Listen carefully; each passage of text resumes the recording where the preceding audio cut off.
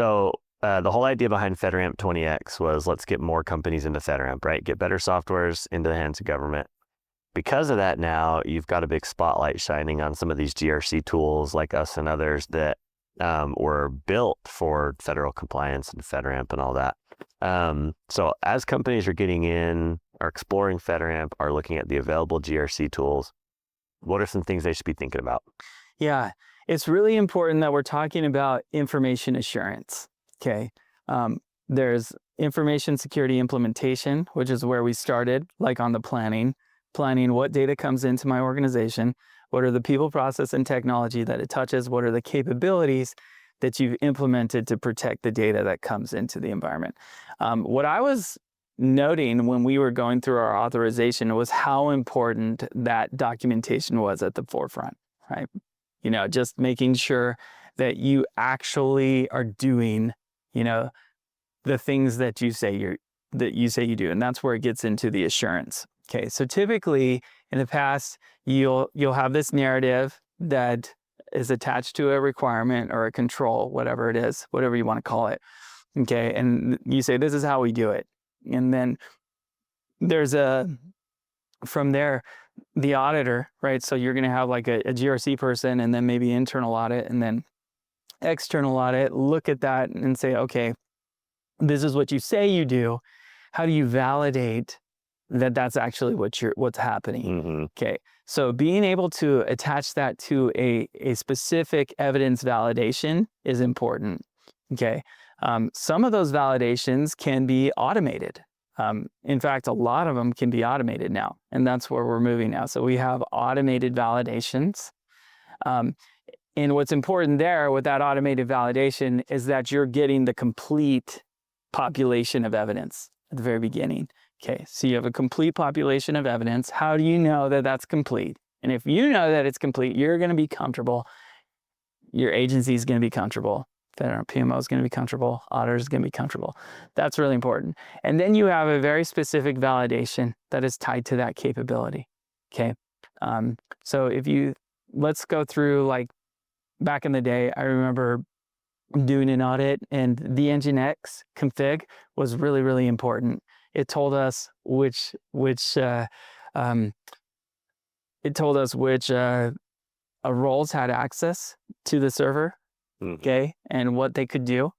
It told us the level of logging, like if debug was implemented, okay, and so that Splunk could work, right? And so for Splunk, in order for Splunk to work, the NGINX config file had to be configured to send logs to Splunk, send syslog to Splunk, right?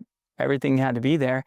And there were certain tools that we had to make sure that all of those things were available. So I'm talking about different capabilities that are validated in a single config file. One thing is no one wants to, like, you're not going to want to export that entire config file. You know, we don't want like exfiltrating those config files to a GRC tool that like is totally stupid. It's like moving all of that metadata. And so the GRC person needs to have some way to validate that those configurations are correct, okay, at the very beginning, okay?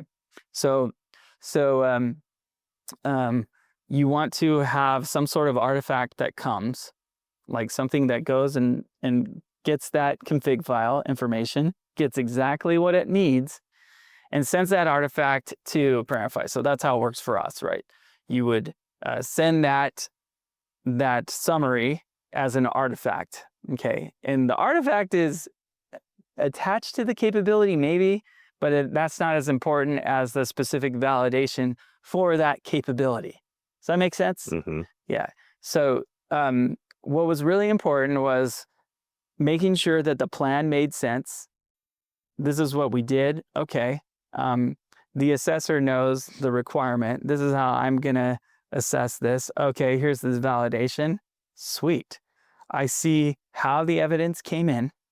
Okay, the process is very clear. I see the validation that they're using. This is awesome because it's a regular expression and it's really clear. And it's every time that this evidence comes in, the validation runs. It's listening for that validation to run. And so this can be multiple times a day, every week. Some things don't need to be done every week.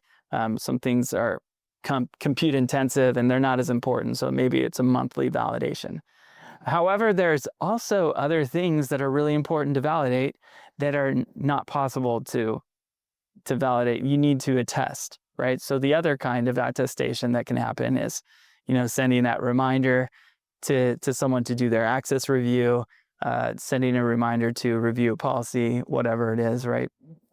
There's always going to be people, process, and technology working together. And so making sure that that's transparent so that you can demonstrate that, hey, this process is getting the complete population of what it's supposed to get, and it's validating accurately what needs to happen. If it's all under a black box, it actually produces more friction. Right? It's a step in the right direction, but if it's a black box, it's like, well, how do you know? Because then you start relying on it. What if it's configured wrong? It's a problem, right? Mm-hmm. So over time, those things are going to improve. And I think I really like the feedback that we've had on our process.